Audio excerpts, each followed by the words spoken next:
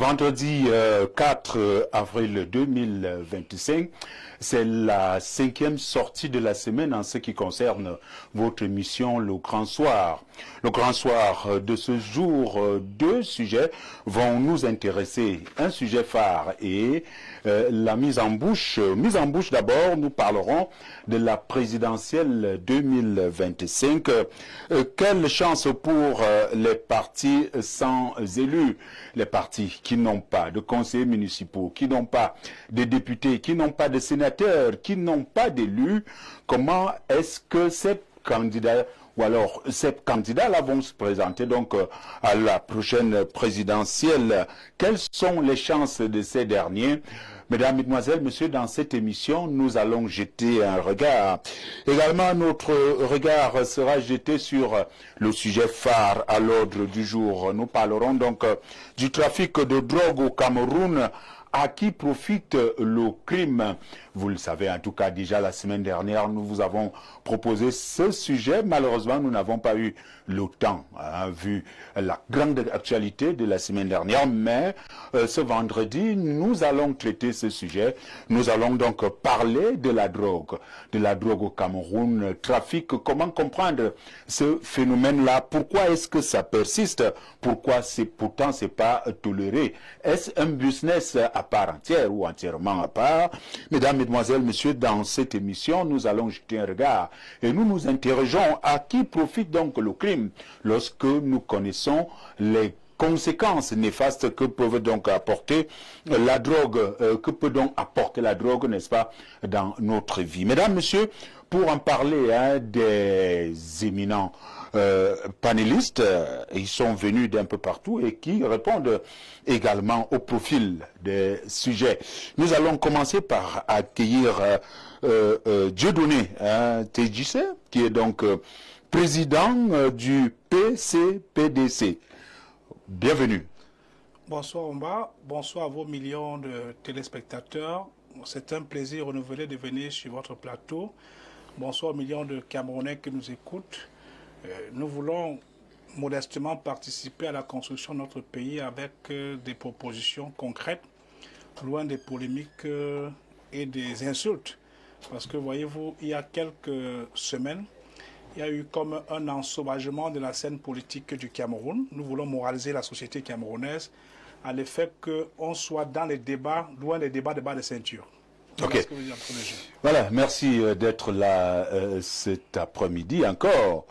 On dirait que vous êtes devenu l'homme de vendredi et de tous les vendredis. En tout cas, vu que les sujets nous traitons vous intéressent et vous répondez au profil, n'est-ce pas, de ces sujets-là. En fait, c'est pas que je suis l'homme de vendredi. En semaine, je dois remplir certaines autres obligations, participer aux audiences pour pouvoir défendre. Comme hier, nous avons une audience criminelle au tribunal de Nangaï-Boko. Je profite pour saluer le procureur de Nangaï-Boko et les populations du département de la Haute-Sanaga qui nous écoutent en direct malgré les problèmes de lumière. Parce que voyez-vous, dans le département de la Haute-Sanaga, nous passons parfois 4 jours sans lumière. C'est un problème général au Cameroun, même dans la capitale. Vous ne savez pas quelle douleur, les difficultés nous faisons face au jour. Je vais accueillir quelqu'un d'autre sur ce plateau déjà très bien installé. Docteur Roland Ronla, bienvenue. Merci Charles Apollinaire, bonsoir, bon après-midi, pardon. Je salue les co-panélistes et vos millions de téléspectateurs. J'ose croire que je serai à la hauteur de vos attentes et aussi dans le but de satisfaire la curiosité des téléspectateurs. Vous préférez garder la casquette de société civile, même si vous êtes également actif dans plusieurs choses. Oui, je réponds au titre d'un membre de la société civile, un bon observateur de la scène politique. C'est la raison pour laquelle je vais apporter ma modeste contribution. Lorsqu'on est de la société civile, est-ce qu'on a un parti pris pour les choses, la gouvernance, par exemple, d'un pays? Non, lorsqu'on est de la société civile, on n'appartient à aucun parti politique. Nous sommes, on fait des analyses d'une manière impartiale. on donne des opinions pertinentes dans le but d'éclairer la société. Parce qu'il faut reconnaître que notre société est enclin à beaucoup de situations périlleuses. Et alors, si nous nous taisons, je crois que nous irons dans un trou. Ok. Merci d'être là ce soir, Roland. Je rappelle que, bien que vous soyez de la société civile, le sujet phare à l'ordre du jour vous intéresse également. Je rappelle que vous êtes quand même fondateur, vous êtes à la tête d'une ONG et qui a mis sur pied un centre, je pourrais dire, de rééducation de ces personnes qui ont assez consommé peut-être la drogue et bien d'autres. On en reparle tout au long de cette émission. Oui, comme vous avez soulevé le sujet, c'est une ONG qui lutte contre la consommation des drogues par les jeunes. Vous savez qu'aujourd'hui, la société est infestée par la consommation de drogues et cela dérègle le comportement de nos jeunes qui aujourd'hui font des parricides, des homicides et même On en reparle tout à l'heure, vous allez voir. Merci et également, il nous fait le plaisir de revenir sur ce plateau. J'ai essayé de l'avoir pendant tout le mois du jeûne. Il m'a dit, monsieur, mon cher ami, vraiment, je voudrais être là. Mais après avoir travaillé toute la journée, et sans manger, sans boire, il m'est difficile de venir encore parler de 17h à 19h. Permettez que le jeûne passe. Après le ramadan, je serai là. Il a honoré à sa parole Abakar Mifiré. Bienvenue et bon retour. Qu'il me soit permis, mon frère Charles Apollinaire Ongba, de te prier de recevoir mes cordiales et dévouées salutations. Merci donc de me permettre de faire ma rentrée médiatique après une pause d'ascèse qui nous a fait certainement beaucoup de bien. Permettez d'ailleurs que je dise Idi Moubarak à toute la communauté musulmane du Cameroun et du monde entier qui, après un long mois de pénitence, a pu arriver. Dieu n'a pas donné l'occasion à tout le monde, justement. C'est une aubaine d'être parmi ceux qui ont commencé et qui sont allés jusqu'au bout. Idi Moubarak à tous les frères musulmans du monde entier.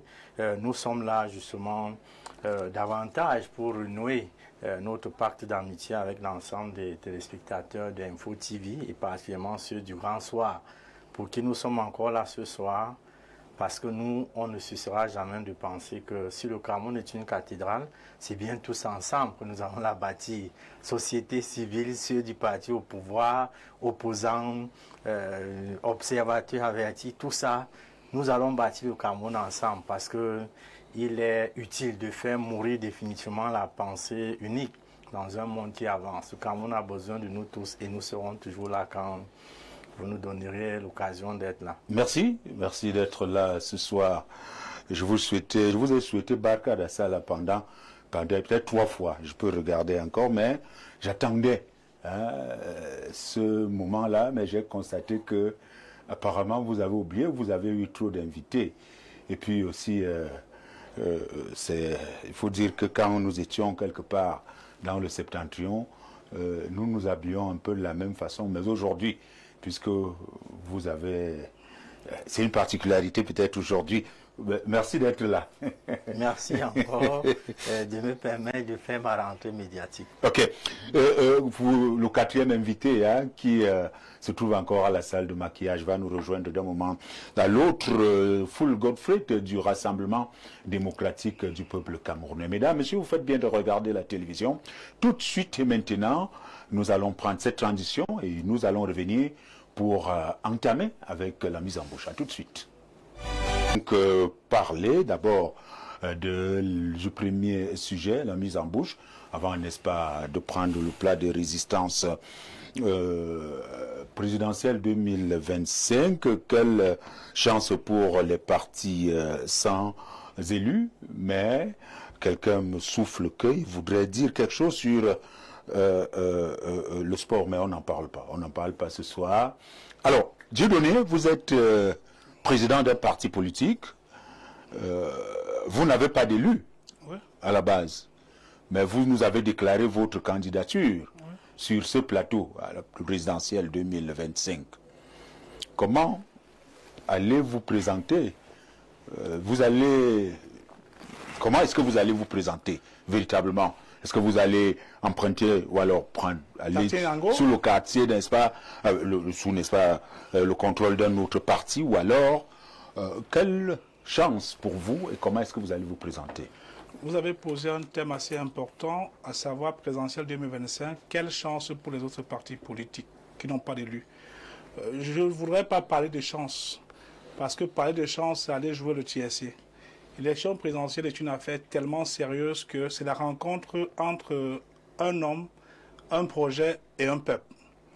Et pour les partis qui n'ont pas d'élus, l'article 121 du Code électoral a prévu l'obtention des parrainages des élus. Et aujourd'hui, l'avantage qu'il y a à avoir un candidat indépendant face à notre peuple, c'est qu'il faut poser des problèmes qui intéressent les populations du Cameroun. Au rang desquels, quel problème intéresse tout le monde, il y a l'éducation. Nous disons que l'avantage que les Camerounais ont à nous avoir comme candidat indépendant, c'est que il se trouve que le système éducatif du Cameroun forme aujourd'hui beaucoup de chômeurs. Nous voulons changer le curriculum de formation académique pour former des créateurs de richesses et non pas des chercheurs d'emploi. Il vous souvient qu'il y a quelques semaines, on a vu les docteurs PhD aller danser le Mankoussa, la danse des veufs, pour chercher le travail. Dans un pays sérieux, un docteur qui cherche le travail, c'est un problème. Nous ne voulons plus de ce genre de choses. Au-delà de ce point particulier, vous avez des enseignants qui se plaignent relativement au paiement des primes et autres. Nous estimons que l'élection 2025 qui arrive, c'est une opportunité pour eux d'apporter un soutien non clivant, mais transversal aux candidats indépendants, parce que au moins nous pouvons mettre une prime de recherche au primaire, au secondaire, au supérieur, 100 000, 150 000, 250 000, et financé par le prélèvement de 2 francs par 1000 après connexion. Oui, permettez-moi, c'est important. Peut-être des solutions aux problèmes que nous vivons, mais le sujet véritable, je voudrais savoir, je rappelle, je l'ai dit, c'est pour cela j'ai mis un peu de temps pour vous introduire. Rappelez que vous êtes président d'un parti politique et vous avez déclaré votre candidature à la présidentielle 2025. Comment est-ce que vous allez vous présenter? Nous avons commencé à recevoir les lettres de parrainage. Et les conseillers municipaux qui ont signé les lettres de parrainage ont eu un seul critère pour les valider.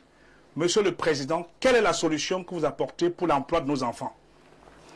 Et je vous dis que aujourd'hui, pour cette élection présidentielle, la solution, c'est le changement de l'école, ce qui a permis à certains conseillers de pouvoir voter. Le second point que les conseillers municipaux ont posé, c'est que qu'est-ce que vous apportez comme solution par rapport au problème de désordre qu'il y a dans notre ville, dans notre pays? Nous avons dit aux conseillers municipaux, pour l'élection présidentielle, apportez-nous les parrainages nécessaires parce que nous instaurons le service militaire obligatoire à 18 ans pour 6 mois, à l'effet de redonner ce qu'on appelle le réarmement moral à nos populations.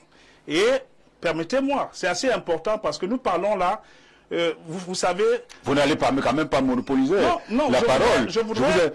On vous a suivi, on comprend que vous serez parrainé et que vous avez réussi à convaincre. Vous avez réussi à convaincre, n'est-ce pas? C'est un conseil. Je reviens vers vous, vous allez voir. C'est important, je voudrais chuter là-dessus. Chuter vraiment. Justement, il se trouve qu'il y a certains fonctionnaires de l'administration territoriale qui ne suivent pas les langues du chef de l'État, qui a bien dit à l'occasion du discours à la jeunesse, soyez conquérants, apprêtez-vous à oser. Il y a certains fonctionnaires de l'administration territoriale qui pensent que, certains sous-préfets, qui pensent qu'il faut attendre la convocation du corps électoral pour collecter les lettres de parrainage. Donc du coup, ils n'ont pas qualité pour organiser le fonctionnement. On vous a suivi. C'est important. Je reviens vers vous. Là, vous présentez déjà. C'est pour ça, mon sujet, il est là. Quelle chance pour les partis qui n'ont pas d'élus. Et c'est peut-être, vous nous présenter déjà les freins à votre candidature. C'est même pas le frein. Et je reviens à vous. Abakar Mefiri, vous êtes sociologue, vous êtes également analyste sociopolitique. Si on n'est pas candidat, si on n'est pas porté par un parti politique, on peut quand même se présenter comme candidat comme peut-être... Candidat indépendant. Candidat indépendant, la question même que je voulais vous poser, vous allez vous présenter comme candidat indépendant ou alors candidat de votre parti politique? Non, candidat indépendant. Indépendant, ok. Alors, dans ce cas, lorsque vous vous présentez, quelles sont les chances de ces derniers? La question, elle est posée. Charles Apollinaire, en réalité, commençons par dire que nous sommes comme dans une société étouffée. Et dans cet étouffement social, il n'y a plus de sujet qui puisse unir les esprits et les cœurs. Donc nous sommes dans cette société étouffée dans laquelle tout divise, même les sujets les plus évidents, parce qu'il y a des points, si on peut considérer que le droit est une science, on peut estimer que dans une société normale, les règles sont là, elles existent, elles sont connues de tous. De ce point de vue, elles devraient même, par rapport à l'esprit justement de la loi, être impartial et impersonnel. Sur un plan purement, on va le dire comme ça, officiel, on va dire qu'en réalité, Charles Apollinaire, la question ne se pose pas. Même pas. Vous n'avez pas d'élu, il y a au moins 2 possibilités qui peuvent vous permettre d'être candidat à l'élection présidentielle. Oui. Mais nous constatons que c'est un sujet qui s'enlise avec des bagarres qui parfois prennent des allures pas du tout souhaitables. Voilà, vous avez suivi le président déroulé. Par exemple, lui, il est président d'un parti sans élu. Il peut être candidat indépendant. Il y a une condition, mais ça veut au moins dire que d'un point de vue juridique, c'est légalement possible qu'un candidat qui n'a pas d'élu dans son parti soit candidat à l'élection présidentielle. Il peut être donc candidat indépendant et il y a la condition donc qui est posée là. Parrainage. Voilà. Parrainage, il faut donc convaincre ces élus d'autres partis. On ne peut donc pas dire que soutenir. c'est impossible pour un candidat qui n'a pas d'élu, comme nous l'entendons partout, d'être candidat. La deuxième possibilité, Charles Apollinaire, vous-même vous l'avez dit, au Cameroun, c'est possible. On peut louer un parti, pardonnez-moi l'expression qui est un peu triviale quand même. Donc, le président qui est en face de moi là, a la possibilité de louer un parti. Bon, sauf que du point de vue juridique, à votre permission, du point de vue juridique, sur la base de l'article 121 du Code électoral, quand vous revoyez la loi de 90 sur les partis politiques, étant donné que si vous avez décidé, parce que le danger de l'allocation de taxi Nyango, c'est que si vous avez décidé de louer un parti politique, vous êtes obligé de démissionner de votre parti politique avec les législatives qui s'ouvrent derrière et les appétits et le désordre qui est installé dans les partis politiques. Donc, du coup, étant donné qu'un individu ne peut pas appartenir à 2 partis politiques au même moment, donc il y a un point particulier qui va encore guetter certains. Je veux passer la parole. Abaka, vous gardez la parole. Charles Apollinaire, ce qu'on essaie de dire, c'est que c'est simplement un problème systémique. Mais nous disons qu'il y a des possibilités pour que un candidat qui n'a pas d'élu dans son parti. Nous avons eu cela dans le passé quand même. Et effectivement, là, les autres Charles Apollinaire, ce sont des batailles. D'ailleurs, vous savez que le président qui semble être plus proche des sciences juridiques, parfois dans la même affaire, si vous avez l'avocat de la partie qui défend, chacun a un arsenal d'arguments le plus souvent pour la même affaire. Malheureusement, le plus souvent, en dernier ressort, c'est celui qui tranche, qui parfois va être... même des avocats, dans une cour, parfois, estiment que le tribunal n'a pas été... on va dire comme ça. Voilà. Mais ce que nous retenons, Charles Apollinaire, c'est que des candidats... Il y a 3 possibilités d'être candidat. Peut-être vous avez des élus. Vous avez un élu. Même si un seul élu. Vous n'avez pas d'élu. Vous pouvez être parrainé. Et l'autre, donc, il y a des possibilités, donc, je préfère dire de négociation. Avec un autre parti politique. Un parti qui a au moins un élu. Maintenant, les conditionnalités, ça, c'est vraiment un débat purement juridique qui va faire appel à des experts qui vont se déchirer là-dessus. Mais nous retenons que dire que parce que vous n'avez pas d'élu, vous ne pouvez pas être candidat, vraiment, c'est un débat oiseux qui fatigue les gens. Parce que nous l'entendons, les positions se choquent et s'entrechoquent. Merci. Pas très merci Abakar Mefiri. Avec vous, vous nous dites, nous comprenons que vous ayez des élus ou pas, si vous voulez être candidat à la présidentielle, par exemple 2025 au Cameroun, il y a 3 possibilités. Soit vous avez au moins dans votre parti politique, un élu, vous pouvez, n'est-ce pas, être parrainé par le système de parrainage, avoir, n'est-ce pas, ces signatures à travers le triangle national, ou encore aller sous l'égide, n'est-ce pas, la négociation d'un autre parti politique. Mais, merci. Alors, docteur Roland Onla, ça semble si facile, hein, nous le savons déjà, mais pourquoi c'est difficile l'application, n'est-ce pas, de ces possibilités-là? C'est difficile, c'est pas facile comme l'explique mon voisin Méfiéré. C'est compliqué parce que c'est un problème systémique. Parce qu'ailleurs, le problème ne devait pas se poser. Là, il faut être investi par un parti politique qui a des élus. C'est-à-dire quand on parle d'élus, soit un sénateur, soit un conseiller municipal, soit un député à l'Assemblée nationale. Alors, un conseiller régional. Un conseiller régional. Maintenant, le système de parrainage est très difficile parce qu'il faut obtenir jusqu'à 300 signatures dans 10 régions. Donc, soit 30 signatures par région. Ce n'est pas évident dans ce système-ci. C'est pourquoi je dis que dire que c'est facile, c'est presque impossible avec le verrouillage qu'il y a dans notre système. Surtout que nous avons ce que certains disent, la discipline du parti. Il y a la discipline du parti. Vous voyez comment le président de l'Assemblée nationale il est élu. A toujours été réélu. Le président du Sénat a toujours été élu.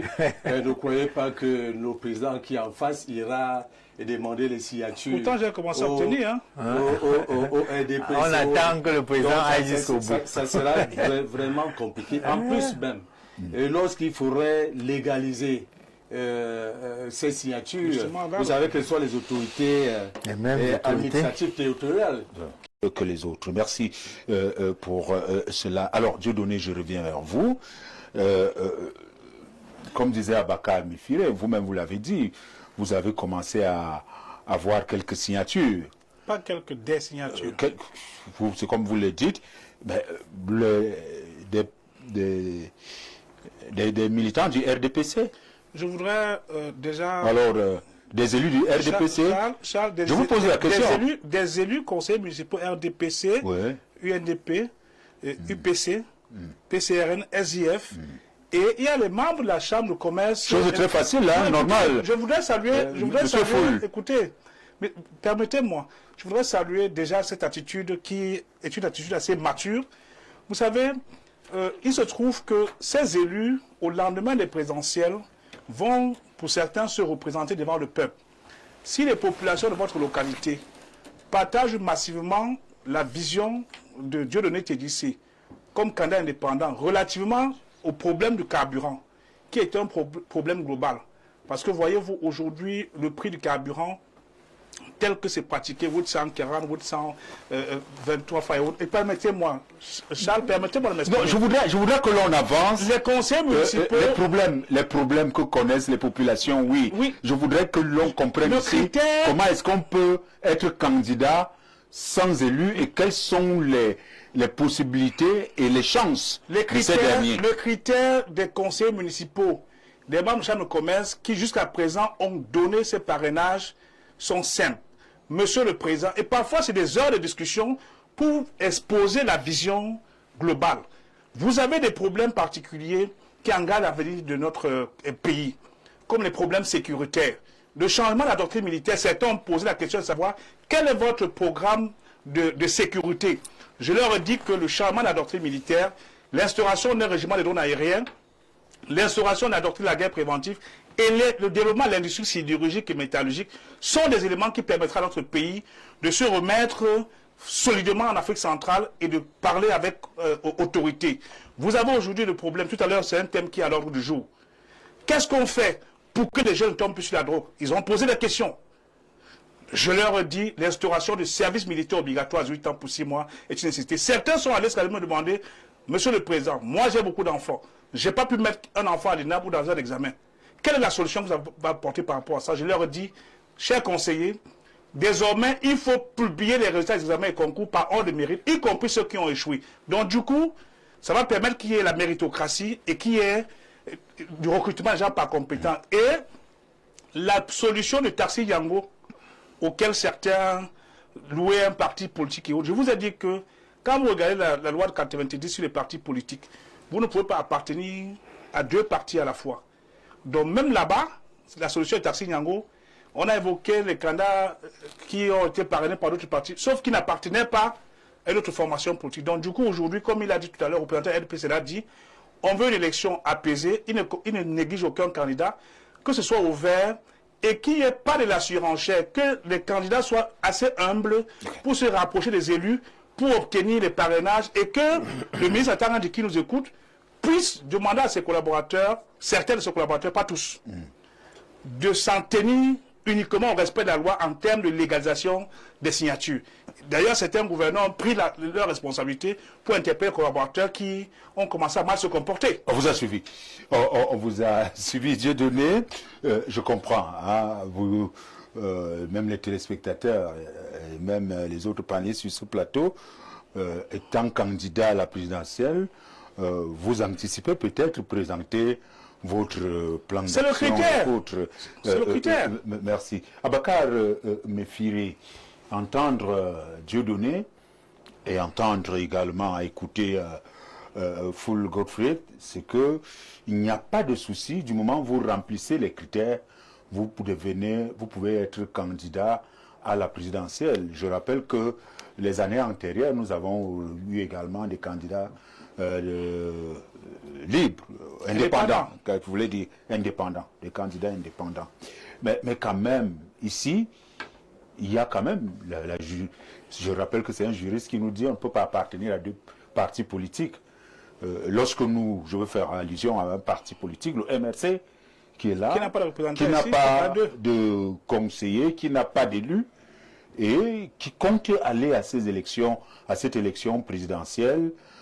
Qu'est-ce qu'il faut pour, par exemple, le président de ce parti, pour être candidat et que sa candidature soit retenue? Cher Apollinaire, vous obligez qu'on entre dans la réalité de ce débat. Vous savez d'ailleurs que... Mais nous n'allons pas faire du superficiel. Non, cher Apollinaire, vous savez que l'un des vrais problèmes du Cameroun, c'est justement le juridisme, qui fait que à un moment, on ne peut pas s'empêcher d'interroger l'objectivité du droit au Cameroun. C'est-à-dire que, est-ce que la question juridique, lorsqu'on la pose sur la table, est véritablement utilisée scientifiquement, au point où, lorsqu'il y a des arguments attestés qui sont prouvés, c'est ça qui triomphe. Si c'est le sociologue qui vous parle, on va dire non.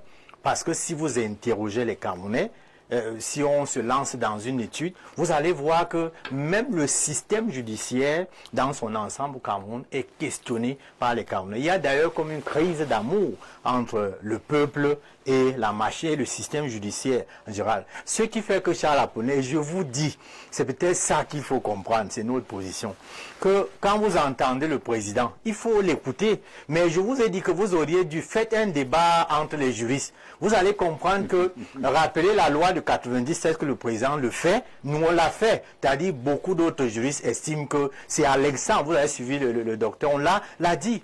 On crée toutes les subtilités pour renforcer le système de verrouillage. Le sociologue est là, on analyse le système. Charles Apollinaire, en réalité, vous êtes maintenant, il y a un nouveau type de discours qui naît. Et depuis des années, c'est la même chose. Vous allez sur tous ceux qui se déclarent candidats sont presque sûrs de gagner.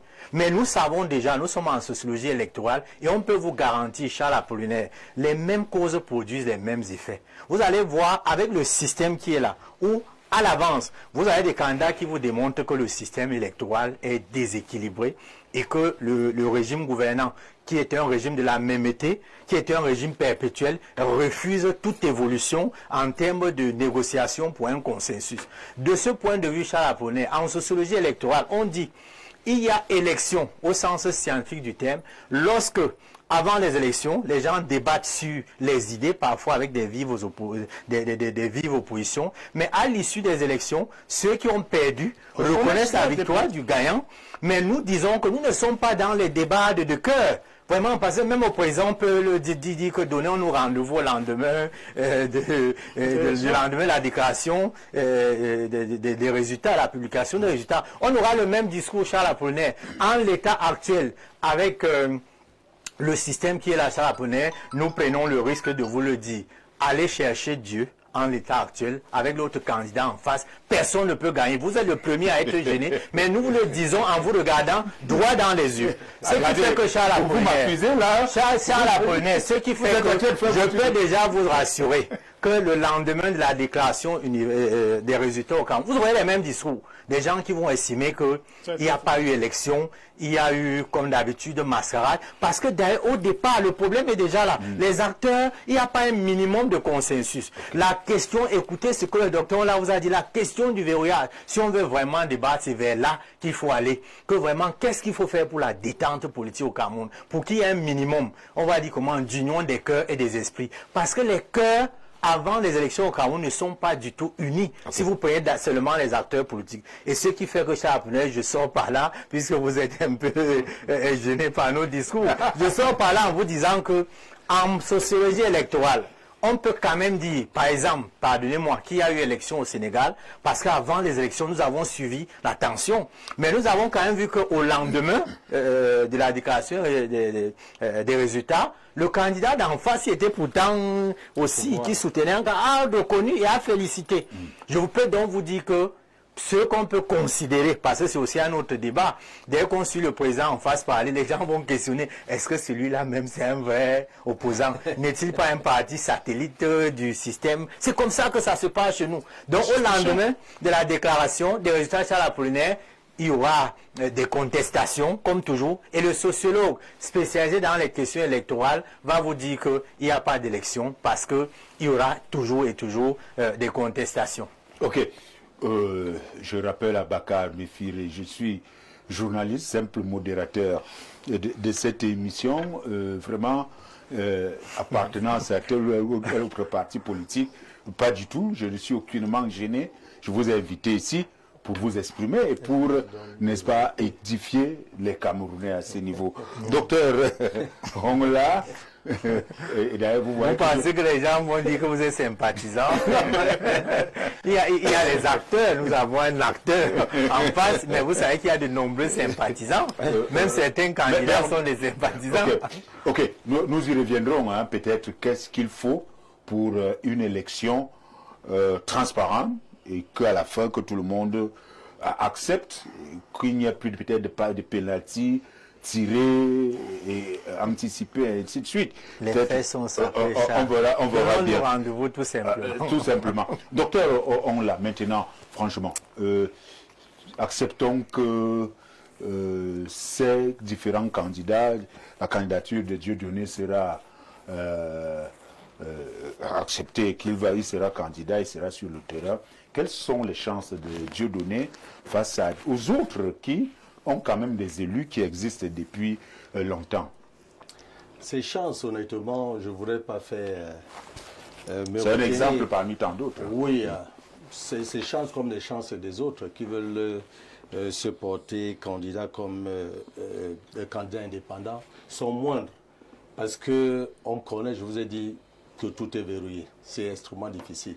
Il y a un problème qui a lieu de soulever ici, le problème du désordre qu'il y a dans l'opposition, qui n'arrive pas à s'unir. J'ai assisté aux élections ici, même dans des grandes villes telles que Yaoundé et Douala. Vous verrez que même des scrutateurs à Yaoundé, il n'y a pas de scrutateurs de l'opposition. Et du coup, suivez mon regard, ça laisse un boulevard d'ouverture aux scrutateurs du parti au pouvoir de bourrer les urnes. Donc, l'opposition doit s'unir. Il y a trop de divisions. Quelqu'un qui se présente sur votre plateau dit que les choses sont faciles. Je crains dire que c'est un candidat que moi j'appelle souvent le candidat sous-marin du RDPC, c'est-à-dire des accompagnateurs. et qui sont Je ne parfois... vais pas vous laisser tenir ce à la- genre de... Vous savez, qui sont à la il faut recherche- respecter l'intelligence des gens. Non. Docteur, je refuse écoutez, que vous teniez ce genre de langage parce que vous savez, vous insultez mon intelligence. C'est assez important. C'est important. Non, il faut tenir... Vous allez revenir. Vous savez, je vous parle. c'est cette surenchère qui perturbe les Camerounais parce que vous êtes dans le rêve. Proposer des solutions aux Camerounais au lieu de chercher des politiques de Congo sans des suspicions. Proposer des solutions. On vous a suivi. Permettons que, docteur... C'est important. Vous allez... Je vous passe la parole. Vous ne me permettez pas, mais vous allez me permettre... Allons-y, monsieur Onla. Dans la même optique, je voudrais dire que nous avons constaté désagréablement qu'il y a beaucoup de partis d'opposition qui rêvent. Lui parle du rêve, mais les partis d'opposition rêvent.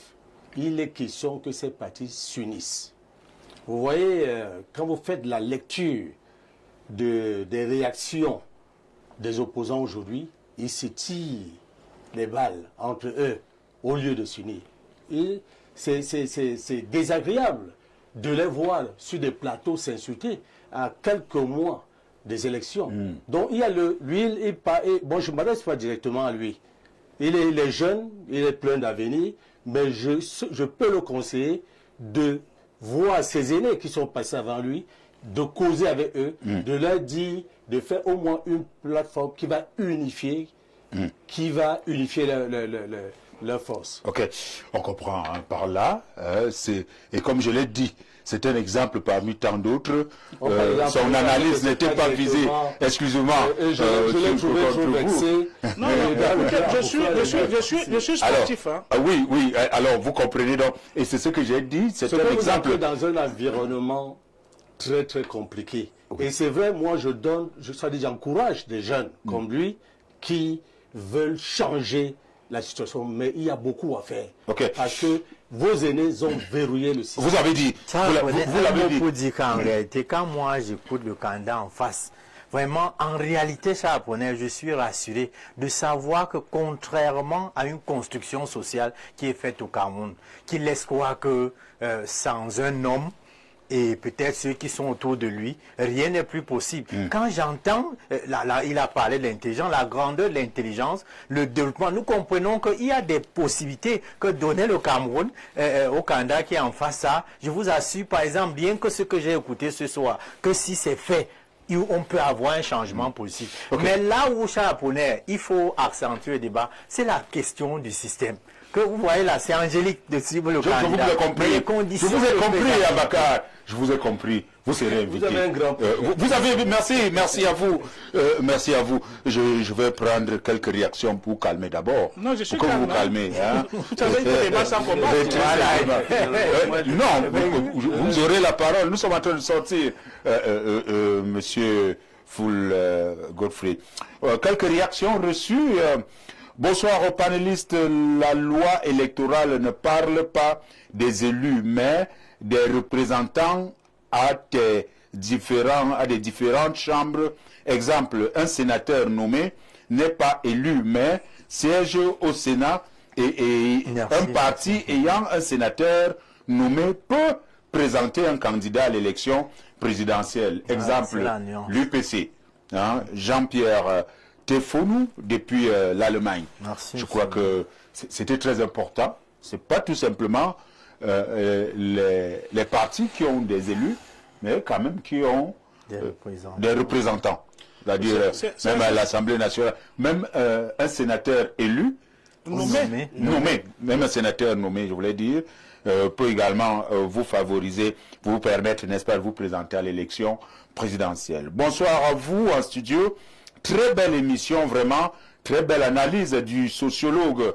L'opposition n'existe pas au Cameroun. La preuve, aucun candidat de l'opposition ne nous promet l'augmentation des salaires ni la diminution du prix des denrées alimentaires. Vraiment, apprenons du parti au pouvoir. Petit à petit, l'oiseau fait son nid. Fabrice Ateba depuis Yaoundé. Autre réaction reçue. Bonsoir, grand soir. Très bonne émission, mais il faut que les politiciens camerounais apprennent à débattre d'Issaké depuis Douala. Autre réaction, c'est Jack depuis Créby. Bonsoir, merci pour le thème. Et il faut comprendre que ce ne sont pas simplement les élus, mais également les représentants des partis politiques. Merci. C'était également important de le dire. Je vais revenir avec les autres messages très rapidement. Dieudonné, vous prenez la parole parce que également le représentant du RDPC. Oui, pour édifier certaines choses. En fait de situation, tout à l'heure le sociologue Méfiré l'a dit, nous pouvons présenter aux Camerounais un rêve assez important. Il faut sortir de la surenchère médiatique, de la surenchère verbale. Aujourd'hui, au lieu de venir sur les plateaux de télévision, dire comment X est Y, X, il faut apporter aux Camerounais des solutions simples. Vous avez tout à l'heure, il y a quelqu'un qui se plaignait relativement aux problèmes relatifs au pouvoir de la ménagère. Notre pays est devenu friperie. Les cheveux friperie, les ongles friperie, la nourriture friperie, la santé friperie, les voitures friperie. Il faut rentrer dans la politique d'imposition. Nos parents ont été obligés d'attendre les pluies. Pourtant, nous sommes entourés de pratiquement 42 départements sur 50 qui portent le nom d'un fleuve. On aurait pu faire la péréquation foncière. Ceux qui ont besoin d'avoir accès à la terre, qui m'écoutent aujourd'hui, doivent comprendre que s'ils ont des conseillers municipaux qu'ils ont élus, il faut qu'ils puissent donner ce parrainage parce qu'il faut réformer le régime foncier. Vous avez parlé de la justice tout à l'heure. Les magistrats qui écoutent et ceux qui veulent avoir accès à la justice sans qu'il y ait des renvois, doivent pouvoir mettre la pression sur leurs conseillers municipaux pour qu'ils puissent donner le parrainage parce qu'il faut réformer la justice du Cameroun en modifiant la structure du Conseil supérieur de la magistrature. Dieudonné, nous allons faire toute une émission peut-être pour voir ce qu'il y a lieu d'apporter au Cameroun pour peut-être changer la donne. Merci. Et là, certainement, vous aurez beaucoup à dire sur Déjà, à vous la votre... parole, j'en discute avec Jean Jarzé pour qu'à vous la parole puisse me recevoir cette Il n'y a pas de souci, je vous ai ouvert la porte, vous serez reçu. Hein. L'essentiel, c'est de savoir ce qu'il y a lieu de faire. Merci. Merci à vous. Alors, Full Godfrey, est-ce que les Camerounais, là maintenant, Dieudonné dit qu'il y a les militants, les élus même du RDPC, qui lui prêtent, n'est-ce pas, leur voix. Est-ce que, où est partie l'idéologie? Non, pas l'idéologie, je voulais dire la discipline du parti. Et deuxième préoccupation, est-ce que les Camerounais comprennent véritablement lorsqu'ils militent dans un parti, pourquoi est-ce qu'ils militent? Est-ce qu'ils comprennent même l'idéologie d'un parti politique? C'est une question, peut-être deux préoccupations. Oui, peut-être la première question, à savoir, quelqu'un dit qu'il a obtenu les signatures des élus. De plusieurs partis politiques, pas de plusieurs partis politiques, y compris du RDPC. Bien évidemment, il faut dire merci. Oui, vous savez, nous ne sommes pas un parti. On est en train de trahir la discipline du parti? Non, non. Lorsque vous parlez de la discipline du parti, oui. Il faut déjà comprendre que le RDPC, c'est un parti libéral. C'est un parti où on exerce vraiment de la démocratie. C'est pas une caste. C'est un parti où les gens s'expriment. Si on prenait un peu les résultats des élections, de l'élection du président de l'Assemblée nationale, du Sénat, est-ce que c'est vraiment cette unanimité-là? Mais vous parlez bien d'une élection. Ça veut dire que les voix sont... Il y a quand même eu des urnes où les gens se sont exprimés et on a donné les résultats. Okay. Mais maintenant, quand vous posez la question à savoir s'il y a eu l'unanimité, mais l'unanimité est manifeste et ça ne se représente pas le nombre des élus et puis le pourcentage. On ne peut donc pas en vouloir assez à ces élus qui prêtent leur voix vous savez, aux autres Camerounais au sein du Rassemblement démocratique non, vous savez, la parole c'est une chose et la réalité c'est une autre. Bon, maintenant, si j'avais une liste des élus du RDPC dont il a obtenu les voix, vraiment, moi qu'il y a une discipline de parti chez vous. À la fin, aucun membre de votre parti ne serait qu'est-ce que vous parlez? lui accorder Mais attendez, quand vous parlez de la cela veut dire. discipline, quand vous parlez de la discipline, je crois que même dans cette maison, celui qui crée cette chaîne a une discipline. On ne vient, c'est pas la cour du roi libéral. Vous avez dit que c'est un parti libéral. Mais quand j'ai dit c'est un parti libéral, ça veut dire que les gens peuvent. C'est la contradiction. Il y a un problème de logique là. Le parti est libéral. Il a jamais, il a obtenu. Mais je vais vous dire, où les élus vous allez m'excuser que je m'exprime là. Au jeune président. Vous allez m'excuser que je m'exprime parce que quand vous parlez, moi je vous Allez-y, non, vous avez tous les pouvoirs. Donc si on peut vous faire une petite opposition ici vraiment. Non, vous avez tout ceci. Si ce qu'il a pu obtenir, c'était une voix du RDPC, comme il dit. Bon, ça, vraiment, il faut encore... Vous semblez mettre en doute, n'est-ce pas? Ça lui est égal. Ça lui est égal. Mais je vous dis, le RDPC, c'est un parti, n'est-ce pas, qui ne s'agite pas, mais qui agit. Un parti libéral. Ça veut donc dire que nous sommes conseiller municipal. Nous sommes sereins et venir dire sur un plateau de télévision, nous avons l'essentiel. L'essentiel, c'est de savoir que lui, il se présente comme un candidat à l'élection.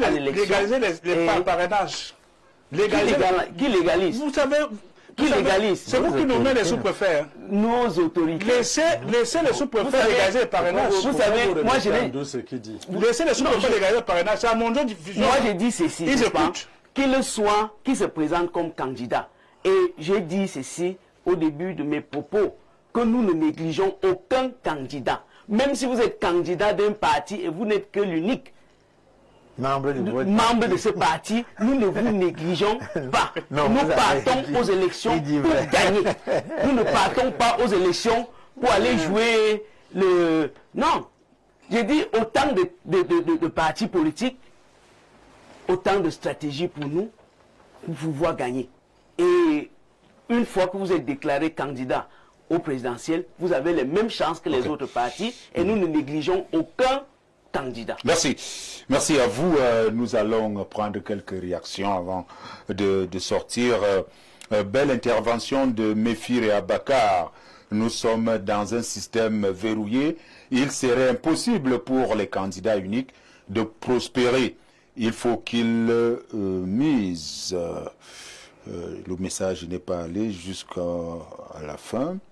Autre réaction, c'est juste ça qu'il nous faut. Merci d'avance. Merci à vous, Monsieur Méfiré. Signez vos messages également. Autre réaction reçue. Bonsoir à tout le plateau et bonne émission. Nous avons l'impression que certains s'accrochent sur certains de nos textes qui, à la base, sont mauvais pour mal gérer ce pays. La responsabilité de résoudre nos problèmes appartiennent aux élus. C'est eux qui signent les contrats.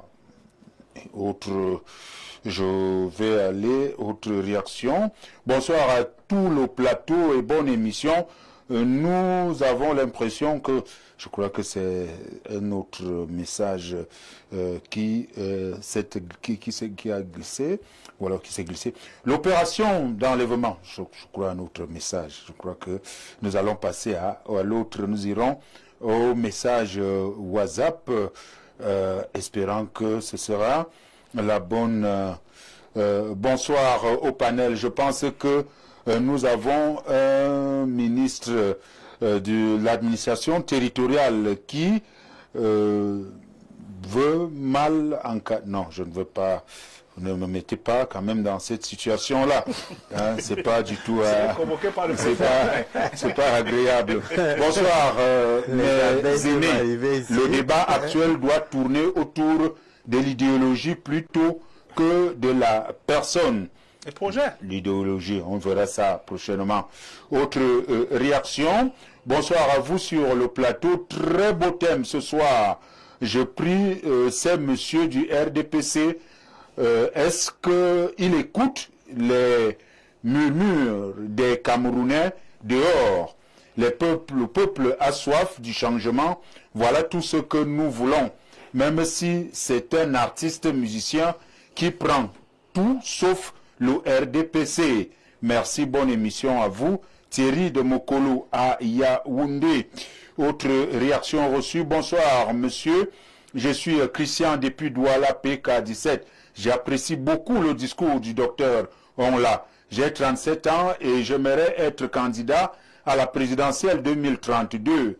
Et je souhaiterais avoir le contact du docteur pour un coaching. Merci beaucoup pour cette émission. Bonsoir à vous. Ils sont la même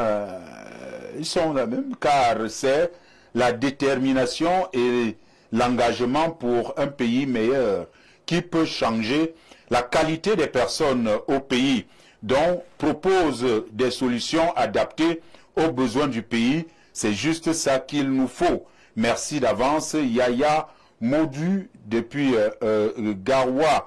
D'autres messages que nous allons certainement prendre plus tard. Vu le temps, nous allons donc sortir. Ce sera en une seconde, en 30 secondes, pas du tout.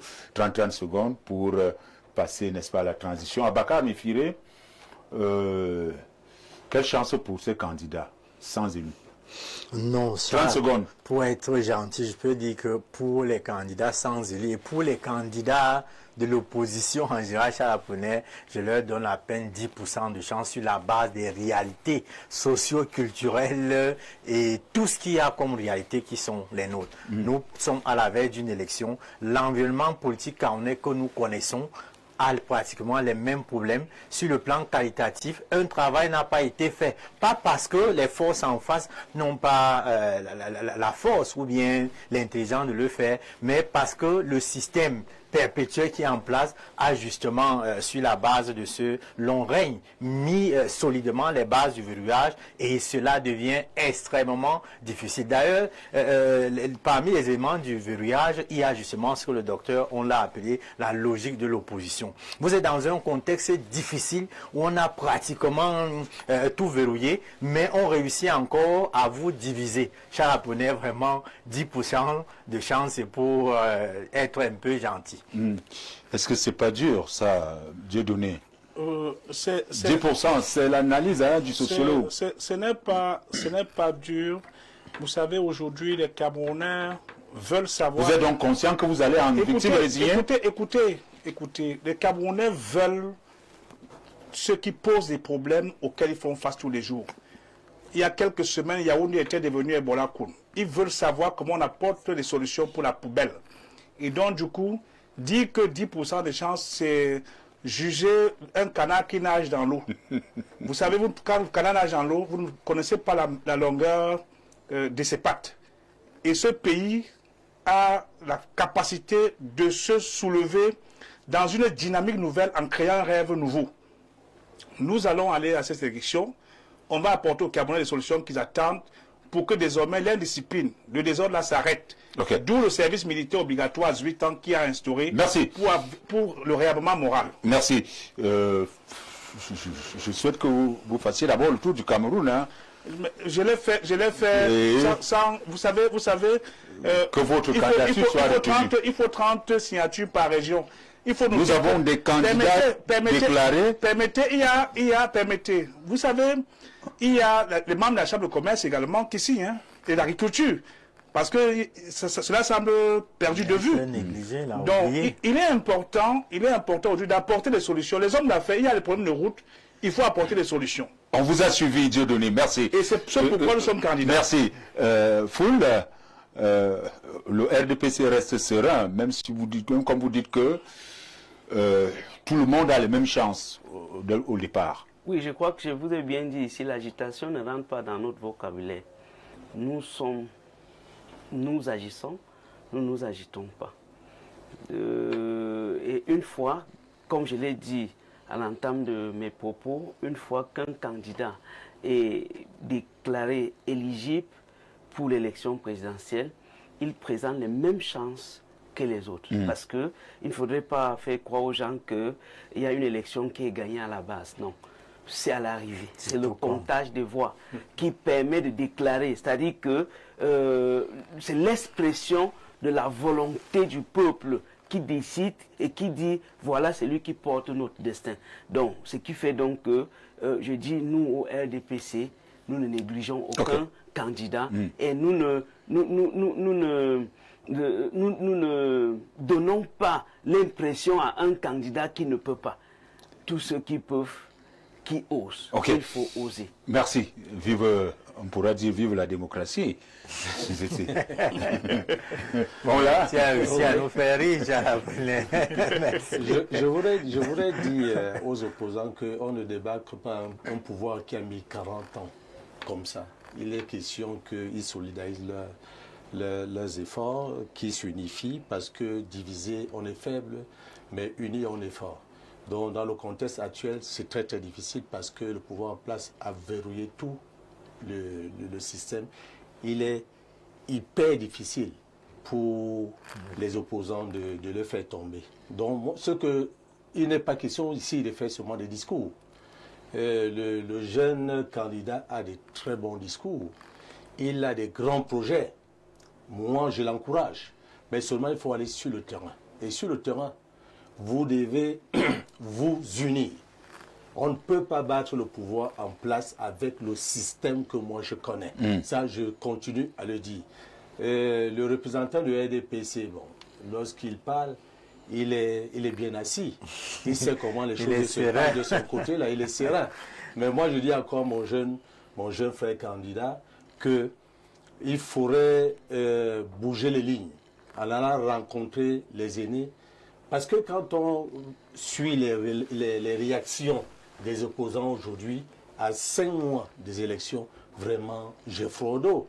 Ils s'insultent copieusement. Et c'est pas bien. Ce que je ne fais pas. Non, moi je dis pas toi, je dis ceux qui sont là avant toi et qui sont bien connus dans la scène politique. Et sans te couper, ils entrent dans ce système-là parce que c'est un travail qui est fait, par exemple, pour justement empêcher, justement. Et voilà. Merci. Merci à vous. Cher président, tu as beaucoup à faire. Ok. Bonsoir.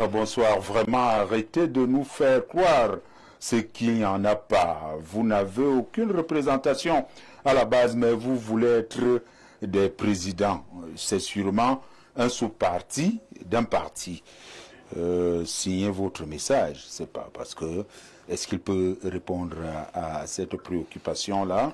L'enfant ne porte pas le soutien, Charles Apollinaire. Il faut que les gens apprennent à savoir que on ne peut pas donner une femme à un homme qui est déjà mature. Dès que votre enfant atteint la maturité, il choisit lui-même sa femme. Donc du coup, ceux qui ont l'habitude de jouer les sous-traitants, de jouer les taxis Yango, parfois vous commandez Yango n'arrive pas à destination. Ça n'arrive pas à destination. Donc du coup, aujourd'hui, je crois que j'ai eu 44 ans le 1er avril. Nous avons la capacité d'apporter au Camerounais des solutions qu'il faut pas pour l'éducation et autres. Il faut donc bousculer tout. Merci. Bonsoir. Ce pays est à refaire à la base. Même opposition ne peut pas résoudre les problèmes du Cameroun. L'opposition sans résultat, que le meilleur gagne. Totoron depuis Baïkwa. Bonsoir et merci. Mesdames, Messieurs, vous faites bien de regarder la télévision. C'est Info TV, votre émission Le Grand Soir. Nous allons prendre donc, avant de prendre la transition, nous vous annonçons que ce soir, à ne pas manquer, comme tous les vendredis, Jean-Jacques Zé reçoit donc comme invité Cabral Libi. Cabral Libi, candidat malheureux à la dernière présidentielle 2018 et qui compte se représenter cette fois-ci. Mais seulement on se pose la question, quel parti va l'investir vu que l'autre parti, le parti où nous savons qu'il reste président, des petits soucis de ce côté-là. Certainement, toutes ces questions, ou alors la grande question ce soir, qui va vous investir, Cabral Libby, comment est-ce que vous allez faire, quel est votre projet, ainsi de suite, c'est à ne pas manquer dès 21h ce soir. Cabral Libby sera en direct et va s'adresser, comme s'il s'adressait à la nation, vous dire ce qu'il porte dans son cœur, ce qu'il voudrait faire, ce qu'il a, n'est-ce pas, comme bagage, ce qu'il voudrait apporter comme réforme. À ne pas manquer l'émission, à vous la parole, à partir de 21h, Cabral Libby qui sera face à Jean-Jacques Zé. Mesdames, Messieurs, vous faites bien, à tout de suite, petite transition, on revient pour la suite. Retour sur ce plateau pour donc prendre le deuxième et dernier sujet à l'ordre du jour, trafic de drogue dans notre pays, à qui profite le crime, vous le savez très bien. Vous pouvez peut-être le constater en passant en ville, vous constatez, vous voyez, n'est-ce pas, des jeunes Camerounais, ou alors des jeunes personnes sous l'effet, n'est-ce pas, de l'alcool et qui présentent, n'est-ce pas, des signes de détresse. On se pose la question pourquoi et comment. Et même dans nos familles, des enfants qui du jour au lendemain changent d'humeur, ceux-là qui tapent sur leurs parents, ceux-là qui commettent des crimes véritablement, et on parle même des viols. Parfois même, ce ne sont pas les enfants, c'est peut-être le mari qui se comporte d'une manière bizarre envers, n'est-ce pas, sa femme. Et c'est peut-être cette odeur-là que la femme ne comprend plus, ce parfum-là, et peut-être essaie de se renseigner et comprendre que c'est la consommation de la drogue. Alors, la drogue, comment est-ce que ça se passe? Comment comprendre, n'est-ce pas, ce business au Cameroun? Pourtant, nous savons que c'est interdit. Je vais commencer avec vous, docteur Onla. Je rappelle que vous avez un centre pour ramener ces Camerounais, ces personnes-là, sous le fait, n'est-ce pas, de la drogue, à revenir, à retrouver, n'est-ce pas, l'état normal. Comment comprendre le trafic ou le business de la drogue dans notre pays? Pourtant, c'est interdit. Oui, nous, universitaires, nous sommes partis sur un constat selon lequel le milieu jeune aujourd'hui est infesté par la consommation de la drogue.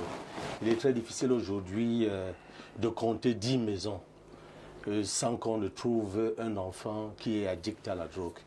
Alors, à qui profite cela? Il y a des dealers qui vendent la drogue, qui sont arrêtés le matin et qui sont libérés en soirée. Moi, j'ai eu des discussions avec des autorités qui m'ont dit qu'ils appliquaient simplement la loi. Mais nous sommes aussi allés sur le constat selon lequel certains jeunes qui ont soit le baccalauréat, la licence et même le master sont addicts à la drogue. Et cela souvent conduit aux parricides, aux onclicides même. Et vous avez suivi la dernière actualité que je ne veux pas citer, peut-être ça pourra choquer les membres de cette famille. Des enfants, une gamine qui va avec plusieurs garçons, un qui peut découper son père par là ou sa mère de ce côté.